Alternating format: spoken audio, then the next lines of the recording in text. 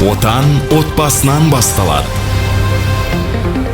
Елімізде отбасылық рәсімдерді жаңғыртудың жаңа толқыны басталды. Бұл ұлттық бірегейлікті сақтаудың және отбасы мүшелерін бір-біріне жақындатудың басты тетігі.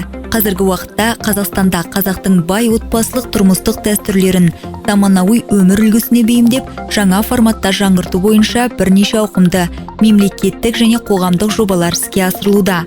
Енді Наурыз мейрамында арнайы шаңырақ күні тойланады. Мәдениет үйлерінде тұсаукесер мен бесікке салу фестивальдер өтіп, жас аналарға тәрбиелік курстар жүруде. Ал бата мен ел көгерер байқаулары үлкендердің ақ батасын алу мәдениетінің қайта жандандырды. Бұл ғана емес, мектептерде ата-аналар мен балалар бірге қатысатын тоғызқұмалақ пен асық-ату турнирлер өтуде. Тіпті әлеуметтік желілерде дәстүрлі отбасы челленджі трендке айналып, жастар қазақы салт-дәстүрді креативті видеолармен дәріптеуде. Дәстүрін ұлықтаған отбасы ұлттың тірегі. Салт-дәстүрді бірге жаңғыртайық. Ролик Мәдениет және ақпарат министрлігінің тапсырысы бойынша дайындалды.